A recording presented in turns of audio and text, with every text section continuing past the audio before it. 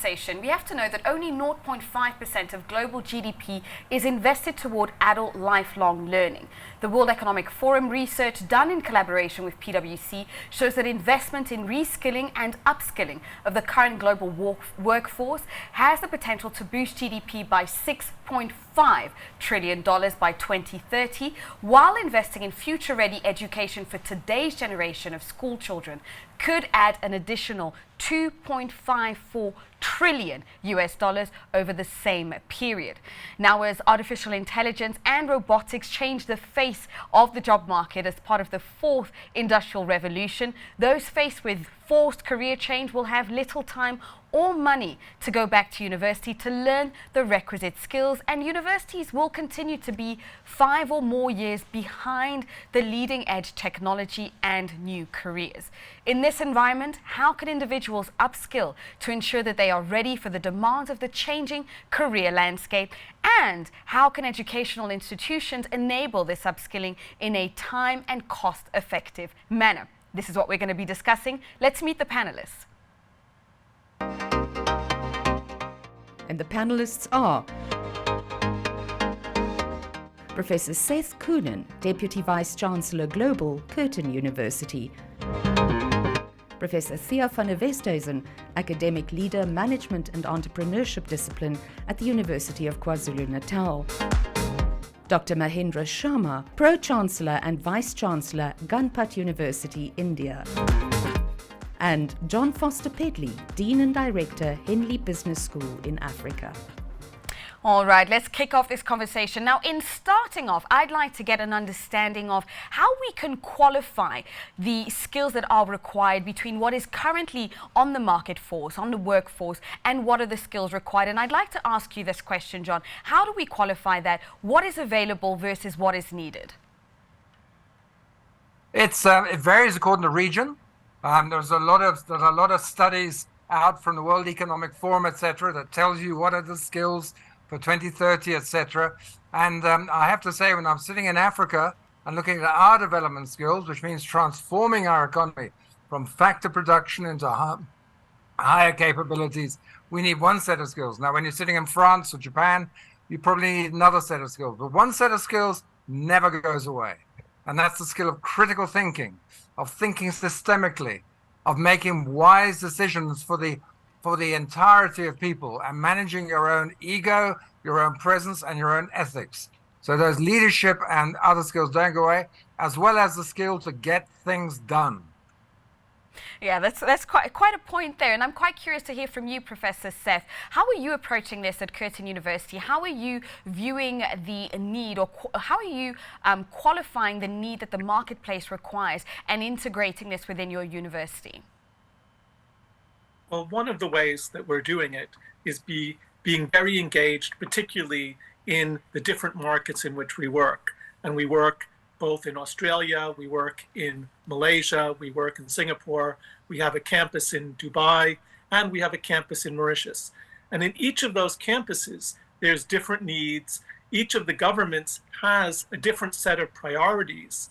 And what we try to do is make sure that the programs that we're offering, the ways that we're thinking about developing our programs into the future, are closely aligned with the governmental priorities, but even beyond that, trying to look beyond the current governmental priorities and try to assess what students will need as they move into the workforce and as they move through multiple jobs in the workforce. Alongside that, we're also very engaged in working with the Australian government on a number of schemes that they have to deliver executive education and different types of training that is exactly tailored to different markets, looking at women's leadership, for example, in Vietnam, and developing a program that is directly related to that. So we're engaged with government, we're engaged with our different governments, and we're looking at what are the right programs for the right places.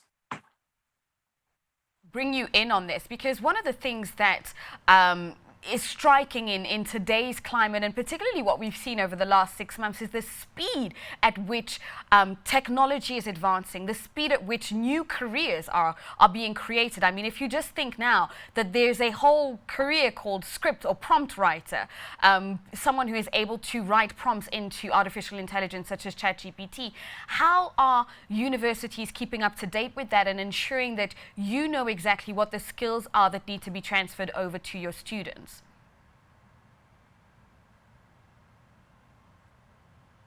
Dr. Mahendra? Was that question addressed to me? Yeah, sorry. okay. Yes. Yeah, thank you. I missed that part. In fact, here in India, you know that technology-enabled education has picked up big time. And we have implemented models like wherein we call it like industry inside university and university inside industry. So it's just when I say that, I simply mean that you have to increase the engagement of the tools and techniques which are available with the industry and they are experiencing, and you are bringing right them in the classroom. And that's how you are exposing the students, you are exposing the faculty, because they are the critical part of it. And we are also looking at work integrated learning models. And that's where this is giving the opportunity of technology coming into the curriculum. And while these are all at a stage where their industrial scale is still to come up, integrating education 4.0 model is very important. And that's where you will see that all these tools and techniques are coming into the classrooms. Now, Professor Thea, you are obviously working on the entrepreneurship side of things. I'm quite curious what it looks like when it comes to entrepreneurs, because it's one thing to be able to go back to university to study if you have an employer that is subsidizing perhaps your study. What does it look like for entrepreneurs? How is this space evolving? We did quite a lot of research amongst youth entrepreneurs. And if we want to qualify the term youth, we are looking at the age group between 16 to 18 to 35 and their involvement and their perceived competencies and their perceived enablers and their perceived barriers. And if I listen to the previous panel and to Aratomi's opening address, when it comes to the youth entrepreneurs from quite a large group within South Africa and abroad that we worked with, that we surveyed, one of the key barriers that came out was our own personality traits. And it seems that we have a variety of enabling courses and graduate programs and extracurricular activities, but that corner of believing in my own entrepreneurial self-efficacy, the belief that I have it in me to become an entrepreneur, that I am entrepreneurial, that I can go out, was a critical perceived barrier. Then we looked further with the youth entrepreneurs and see how we can enable them and work them to broaden their ecosystemic work and plug them into to a youth support network, yes. And other barriers came out of lack of information on who's the direct ecosystem. So if you have a youth entrepreneur and they're involved in a schooling system or in a higher education system, often that is the ecosystem of entrepreneurial support they know.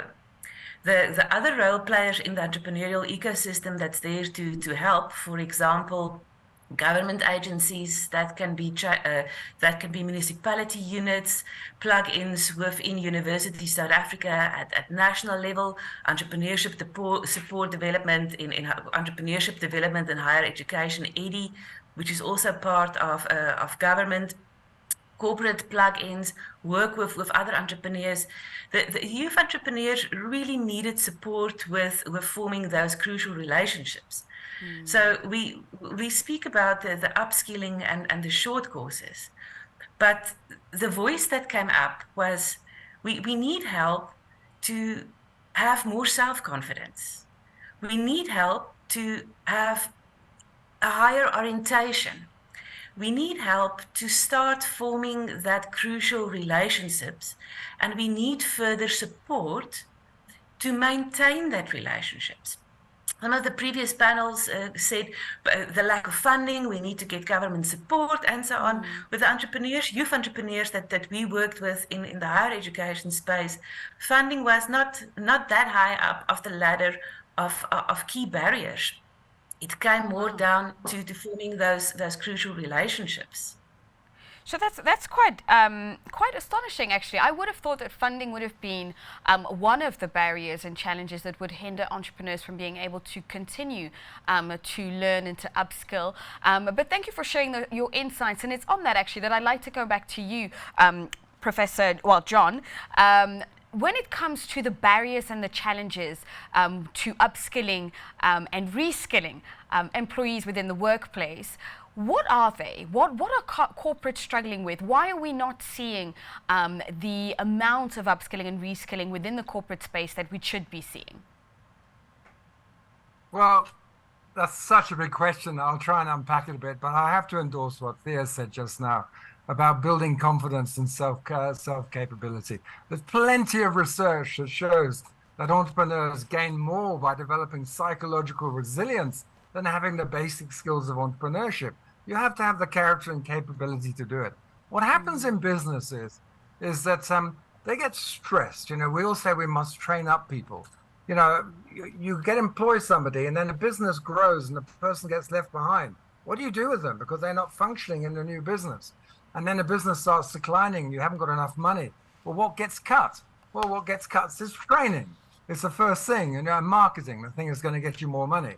So what we need to do is reconceptualize what talent development is. In undergraduate education, you learn here for something later on in your career there.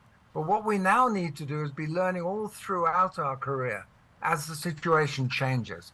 And we have to conceptualize learning or education, not as going to a university, but how do we amplify the pace of learning, the speed of learning, and the quality of being able to make sense of things and getting things done about it in real time, help people reflect, help people build confidence, and also help people understand that they are going to keep making mistakes and not worry about that too much as long as you catch them early. In the sort of big monolithic organizations, you make a plan and then you put it, and nobody looks at you for a year. And by then you've got a disaster. What you need to be doing is watching people all the way through and encouraging and coaching up their performance in clever ways. So education needs to be a partner with business, not something that happens before or separate from them, because we are part of their capability sets. And good business schools, and we're in Asia, we're in Africa, we're in Europe, all those places, it's all about developing capability in people so they can do things well and get confidence and dignity. I like the points that you're putting forward there, because it really speaks to reconceptualizing talent development, as you said it, but also reconceptualizing performance in the workplace altogether. Because that's a very strong point that you say, that indeed you set KPIs, you set your objectives for the year, and then you don't speak. You don't check what's happening until a year later. And also in terms of bringing in the notion that mistakes can be made, which is not necessarily what all companies would like to be seen and to put forward, given the fact that companies are trying to make, well, performance metrics stand to be profitable and all those things. Now, Dr. Mahendra, I'm quite interested to hear your thoughts on this, on how it can be done, and is it being done, this partnership where education and corporates work hand in hand for the development of talent? That's a very important question, and because the relevance of education is where you are able to provide talent, which solves the problem at the industry and helps industry achieve their objectives. In fact, because there is always, if there is a talent which moves from the education to the industry, there is a gestation time when the talent becomes productive. So if that gap can be arrested, it's the direct profit which comes to the industry, because you are getting a talent which is prepared appropriately to match their requirements. And you will be surprised, at my university, I had put a full automobile assembly line by Suzuki Motors inside. And Wow. the timing is like with the factory timings, it is matched. So the time at which the factory starts, at the same time the classes start. And the breaks which they have in the factory is the same time they get the breaks here. So it's an automobile assembly line. In my pharmacy college, I have put a full tablet and a fluid manufacturing unit inside the college. And that's how you are trying to actually reach out to the industry and telling them that we are giving you a talent which is specifically prepared to match your requirements. And if the universities can do it, and that's where the concept of industry inside university is going to be a big change maker eventually in the times to come. What a concept, industry inside university. I've never heard it, and thank you very much for sharing those practical insights. I mean, a manufacturing facility within a university, as well as pharmaceuticals, this is really a great way to enable students to already be acclimatized to the workplace. My question then is, how can we do the inverse, where you have university within industry? And I'd like to ask you, Professor Seth, how you see that and how it can be done. Perhaps it's already being done. I think that's a really good question. And I think in most universities, and I'm sure all the universities and business schools present here today, we are all doing that, because one of the key aspects, certainly of Curtin University, is that we have staff that are constantly moving between the university and between the industries here in Western Australia in particular, and in some of our other campuses, it's happening more as well. And the key point there is twofold. One is that by staff moving into industry, they are obviously able to bring their challenging approach to knowledge, their approach to thinking about things in a different way, and therefore bring the university into industry. But by actually working in industry as part of their careers and then coming back to the university, they are also able then to transform what we're doing by bringing that experience back with them. The second aspect is even more fundamental, and that is the abilities of universities and other institutions of this kind to do challenging and innovative research that is answering real questions that are industry's questions. So we have, again, academics and PhD students going into industry, working with industry on questions that industry has, working with colleagues in those industries to answer those questions, and then coming back to the university. And by doing that, the PhDs and the research is on real questions that are transformative and answering the real questions that industry has. So for the university of the future, whether you bring industry into the university, as our colleagues from India have, or do that as well as I'm sure they're doing, bring the university into industry, industry back into the university, we get a virtuous cycle that transforms both. Indeed, and I can see how that cycle works with regards to large corporates. Where I'm a little bit more, let's say, in the dark is, what does this look like from an SME and entrepreneurship perspective? We're talking about a business owner that maybe they're working on their own, maybe they have 1, 2, maybe 5 employees. How do you ensure that there is, firstly, the notion of lifelong and continuous learning within the organization, as well as I asked the question before, bring university, bring education into what they're doing? And Professor Thea, that question is for you. Thank you very much, Tania. And this is so important and relevant. University, what we do is learning, teaching, and research. And I would like to answer within that specific space. So to bring the SMMEs owners and the entrepreneurs within the university or the other way around, there's a collaboration that we do at the University of KwaZulu-Natal to see what skills are needed, what gaps are there, and then design specific short courses to address that skills.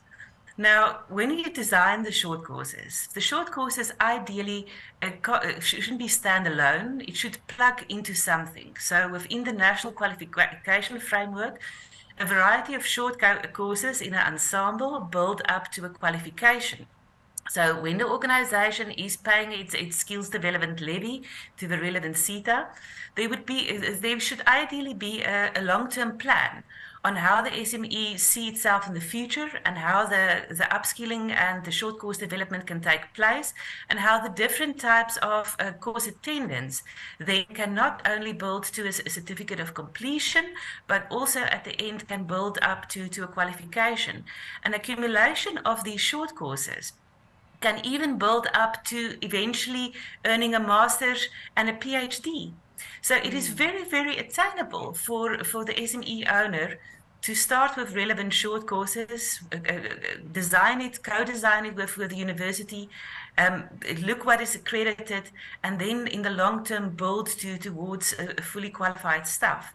Now, the other aspect is the research.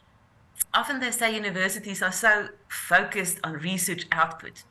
We are focused on research outcomes, or output for outcomes, research commercialization. So at University of KwaZulu-Natal, we was the first university in South Africa with a student entrepreneur policy that allowed students to be entrepreneurial and do business on campus. Also, we see how we can take the research that's being done on a variety of aspects and collaborate with a small business owner, with others from the industry, and take that specific concepts and move to market. And that move to market is a hashtag at the moment for government, EDI, where all 26 universities are being encouraged to move to market, work with the SMEs owners, work with the youth entrepreneurs, take the research that you do and move it to market for greater impact, and in the process continue to build the entrepreneurial ecosystem. But encouraging with that, when you have the SME or entrepreneur, small entrepreneur with a university, we need further role players from a systems perspective. We need further collaboration with, either if it's with your Chamber of Commerce, with CEDA, or with local government to expand that specific ecosystem and support the SME owner, so that when the university is after phase one from the learning and teaching or the research initiative, that there's further support to move to market. And then what is needed after that is further mentorship and support to sustain that the education and the learner become a lifelong learning through implementation and mentorship. We face serious problems where there's short courses and upskilling for the now. Mm-hmm. And we do a mentorship program and we attend a short course and it's done, and somebody's stepping this way and the learner is stepping that way. The emphasis here is on the co-development, co-initiating, co-sensing, co-evolving of the partnership between the entrepreneurs and the university, and how it really can become a lifelong journey. And if we see it like that, as a co-development, a business friendship between the different organizations. And it's a long-term friendship because we look at a lifelong upskilling. This can be a beautiful journey with a long-term and hopefully sustainable impact. Absolutely, no doubt about that. And I like the emphasis that you're making on collaboration and the need for the ecosystem to be developed. You mentioned Chambers of Commerce, you mentioned CEDA. Now, I'm quite curious to hear from you, John. From that perspective, how are you viewing the element of collaboration with the wider marketplace, with corporates, but also with government entities? Is there a need from your perspective? Well, of course there is. But we have to think of the whole concept of a university and a business. What are they trying to do? I mean, I'm going to be a bit cheeky here, but if you remember Tom Peters, what he would say is it's the A students who become the professors, the actuaries, the engineers, and the lawyers. It's the B students who become the directors, and the C students own the companies. Yeah. And I wonder why that is. I'm not sure it's true, but it's a very interesting sort of concept, because we believe that the way we teach and what we do is kind of really important knowledge. Now, the reality is, in entrepreneurship, the truth is that the older you are, fundamentally, according to research in the States and in Australia, that the more successful you become as an entrepreneur. Your startups are more likely to work because you've got a lot of learning in them. And that learning is hands-on learning. Henry Mintzberg, very famous professor, talks about his programs on management practice, which we do at Henley, by the way. So we capture people in mid-career and teach them skills so they can re-engage and build up qualifications around their ability to manage. And that management practice is a very hard thing to teach in a classroom, but you can teach it the way Mahendra was talking about. Now, when you put those things, that brilliant ideas, I love them. You put those things in your university, you're teaching people how to use things. They're interpreting knowledge. They're finding the limits of knowledge. They're learning to build their own theories, not be in sort of sacred submission and awe of the great professors, which you don't want them to be. You want them to be engaging, challenging thinking. And you do want people to make mistakes. But I used to be a pilot for a living. And I'll tell you what, pilots make a lot of mistakes, but you'll never see them. Why? Because they are trained to catch them in the first few milliseconds. They don't wait and let things happen until they become a disaster. You have these disciplines of observation, of acuity, of current, being awareness, situational awareness. You know how do you lower the pyramid of power so you can talk and debate and have feedback between people. Now, these are methodologies that classic universities don't integrate into knowledge-based programs quite often, although there are plenty of progressive examples, and I'm sure all the people here are those. But by having these sort of knowledge-based programs, believing they're going to be enough, it's never enough. Why should business schools and universities be stuck in disciplines when the world is interdisciplinary and also very much driven by who you are and how you develop your character and your thinking and your possibility to engage with others? So going back to collaboration is the way the world works. We talk about competitive advantage. Let's talk about our capacity to think well together. We often have people, how many times have you had a bunch of intelligent people in a room, very intelligent people, who collectively are thinking very stupidly? And I'm sure none of us are alien to that environment. It happens. So how do you train a bunch of very smart people to collectively think well in real life, in real time? And those are the sort of areas that universities need to engage with to do collaborative co-design and co-development of skills in the real world. Thank you, John. Quite some points there, but moving on to Prof. Seth, love to get your perspective on this. I mean, what would you say are the most effective development, training methods that can be applied in this context? And also, do you feel that there is a need for further collaboration? Yes, I mean, I think that universities are moving in the way that John is suggesting. Many universities are still teaching in the old-fashioned way. But universities like Curtin and other universities that are forward-looking are trying to transform the whole approach to learning. So we talk about Business Plus, so that a business school can't just work in one area. It can't just be the old-fashioned business disciplines. It has to be bringing in the engineering disciplines. It has to be bringing in the medical sciences disciplines. It has to be bringing in big data to transform how one approaches knowledge, and do it not in a way where the professor preaches to the students, but where the students actually create their learning, where they create their knowledge and co-design their learning with their teachers. So the professors are no longer on a pedestal. The professors are sitting right with the students. And I think that that's the kind of transformation. But it's not only the professors that have to sit with the students. As colleagues have mentioned, a university today cannot be an ivory tower. It needs to be linking very much with both SMEs, but also large industries, with governments, with NGOs and the like, to really bring those into the university to challenge the nature of knowledge, to challenge the questions that are being asked, and get the students out into industry. One of the things that happens, for example, in our Dubai campus is that every student has the opportunity to do at least one internship, and usually more than that. And what that means is those students can't just sit in the ivory tower. They can't just ask the questions that they might ask if they were in an old-fashioned university. They are already challenged by what are the real issues for industry today, but even more importantly, what are going to be the issues for industry and the students themselves into the future. One addition that I'd like to make to our conversation is that what we're doing in short courses and in our degree courses is not only for industry, it's also for the students themselves and the people that they will become and the roles that they will play in society.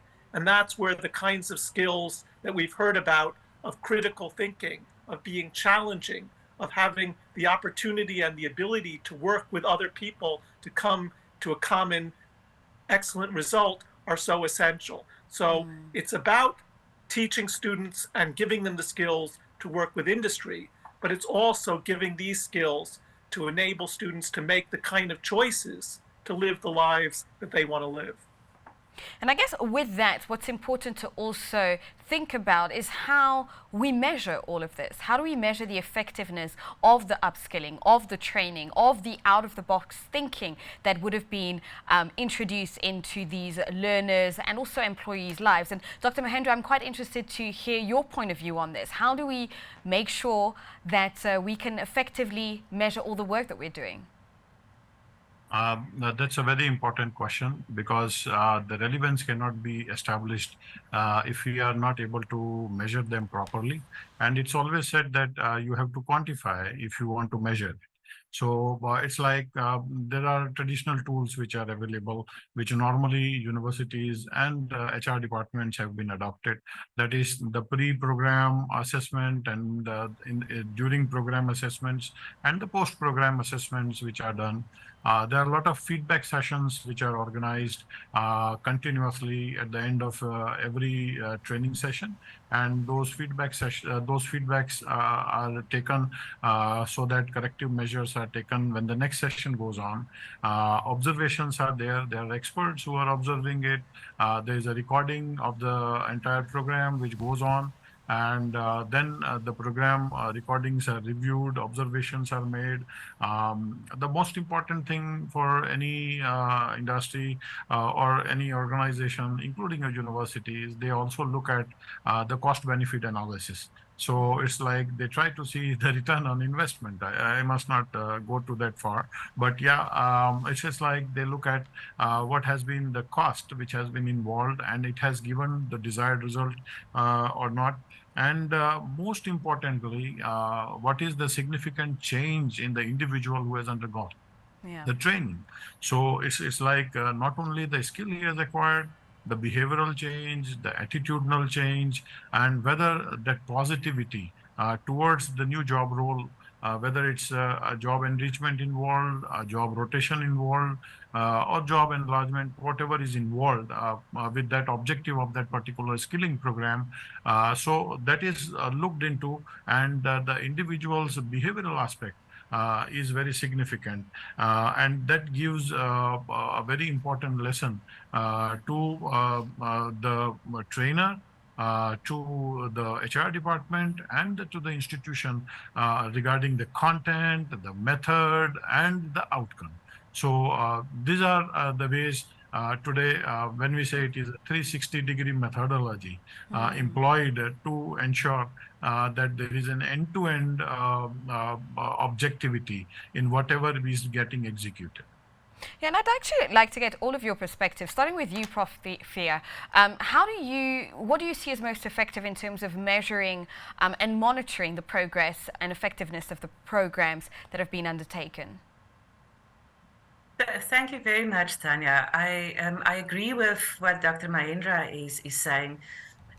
In scholarship, there's almost a template on how to measure effectiveness. It's define the measurables, objectives, pre and post assessments, feedback surveys, performance metrics, indicators, peer assessments, long-term monitoring, and so on.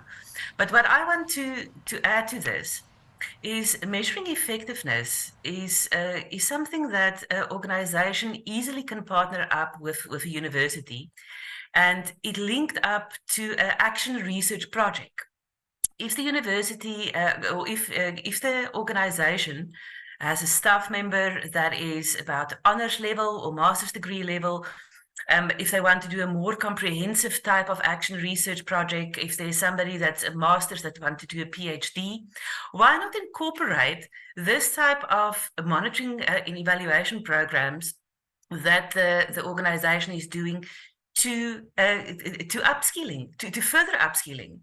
I've supervised a few master's and PhD students that did the same process as part of their master's and as their PhD through action research. And I think it is important that the exercise of monitoring and evaluation can be linked from industry to higher education, and how that exercise can be done because it involves qualitative research, it involves a quantitative research, it brings the two together, and it's writing a report. So it can easily be done and combined for upskilling in a postgrad qualification. So in addition to Dr. Mahendra, maybe let's relook at how we are doing our traditional processes. Let's relook and rethink our traditional M&E. Maybe we can get a further postgraduate qualification while doing it. We're working with data. We have the data to our availability. We've got the literature to our availability. We need to bring these two things together. And then in the process, there's a allocated university supervisor that can assist and strengthen the process and even open up the work further. So maybe that is something to think about. Instead of doing the mundane monitoring and evaluation, maybe that can be an exciting action research postgraduate project. We like that idea. Prof. Seth, curious to get your take on that. How can we best monitor and evaluate the programs and training that would have been given to learners, students, as well as employees? I mean, I think my colleagues have given a lot of the normal answers, and the answers that, I think using the word normal is an unfair term because they're the right answers about how universities and other institutions have traditionally looked at this. But let me take it in two different ways. One aspect is coming back to the notion of outcomes. Now, if we take work that's being done not only in our Dubai campus, which has excellent outreach into high schools, bringing an entrepreneurship ecology to a number of different high schools within the Dubai context, what we can look at is exactly if we have students who, in the context of their high school education, are developing entrepreneurial schools through working with our Dubai campus, then we can measure how those skills move in when those students come and study at Curtin in Dubai or in one of our other campuses. And we're doing much more work in developing an entrepreneurial ecology for students while they're in the university as well. So we can test how have the skills moved as students move through the different parts of that entrepreneurial ecology. And then we can engage with the businesses they go to. We can look at their success and the outcomes of what they're doing as entrepreneurs when they leave the university. And we can look at that as a whole ecology and say, have we actually been able to bring skills in, starting with high school, moving through university, and then moving into the programs we do once people have moved outside of university. And clearly, one of the major elements that universities need to do that's different from their previous practice, but is a key part of what most of my colleagues have talked about in bringing university in relationship to industry in both directions, is make the assessment of success a co-production. What does industry think at whatever level we're working about the success of the programs we've developed it? Has it enabled their staff and their colleagues that are working with them to do things that they couldn't do before they engaged in that particular type of education? And in the end, it's those kinds of real outcomes that will determine the success of programs and the uptake of those programs, both by industry and by our students, whether current university students or people moving through their lives in continuous education. Yeah, and I guess that's what's so colorful about a panel, is just getting different perspective and different ideas coming forward. But as I'm hearing your ideas as well as the earlier points that we discussed, none of this sounds cheap when we're looking at it from a costing perspective. I mean, we are a business channel, so we have to look at the economics of it. When we're talking lifelong learning, these are adults that are going into the workplace, that have a job, that have maybe been working at that job for 5 years, for 10 years, for 15 years, that have families. The question is, does the learner, which is then the employee, pay? Is that what is expected? Is it the organization that pays? And is there appetite from industry to continue to invest in their employees? And I'd like to get your perspective, John, because I understand that you do quite a bit of work with corporates in that regard. How is the corporate landscape looking at lifelong learning? Well, we do a massive amounts. I mean, we're in Malaysia, we're in Copenhagen, we're in Finland, we're in Malta, we're in UK, and we're around, work in India, work in China, and in Africa, which is our biggest operation. And we've worked with, just in Africa, we work with 60 corporates, 35 of whom are multinationals. Many of those are Pan-African, whatever. And we work very closely with their teams to try and build management effectiveness.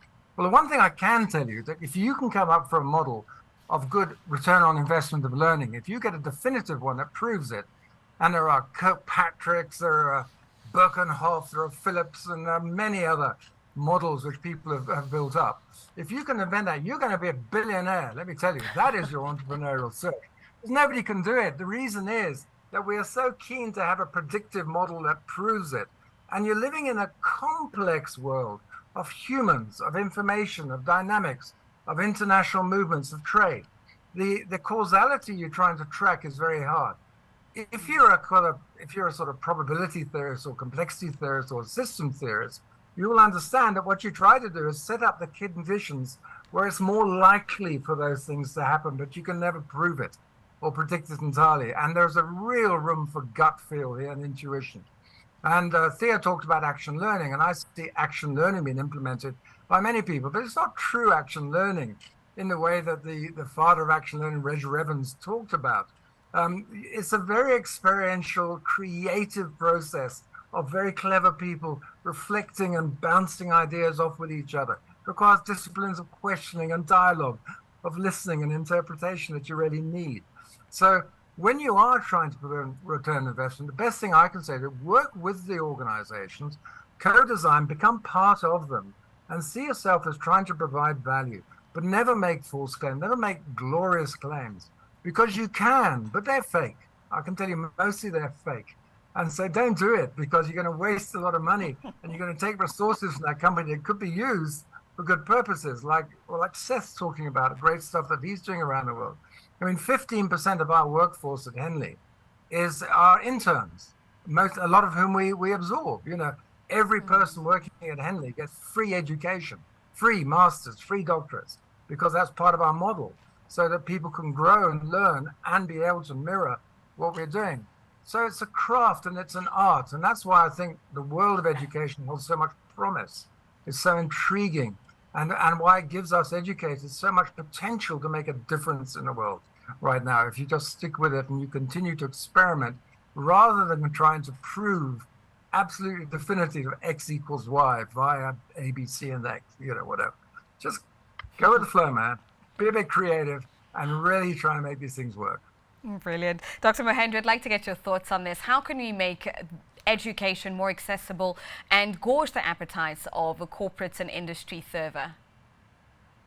As he rightly pointed out, but what we are seeing is that corporates are heavily investing in upskilling and reskilling, and because they are trying to see to it that they make their workforce more adaptive to the changes which are happening. And that's where a lot of corporates are sponsoring the candidates. Here at my university, I'm right now skilling and upskilling around 3,000 employees of one of the largest automobile manufacturers, Tata Motors. I have seen that they are very keen, and with the new technologies, particularly in electrical vehicles and renewable energy and battery technologies. So I see that what I'm foreseeing that's happening as a trend is the corporates are getting conscious about knowledge workers inside their organizations, and they feel that job enrichment can happen with a more learned employees with them. And knowledge is now accessible. Blended learning has come. Online education is accessible. E-content is available. And a lot of programs and content is getting developed, even in skills. That's where they are trying to see to it that they generate that learning aptitude in their employees. They are very much aware that there will be a resistance to change. While you were asking that question, you said 10 years experience, 15 years experience. Yes, we know that would be resisted, but to motivate them rightly by ensuring that if they are upskilling themselves, they are keeping themselves open to learning, they have a better career prospects, better earning opportunities, right set of HR policies coming in and motivating them, and that's keeping the engine running inside the organization. And we are experiencing this trend with a lot of corporates here in India.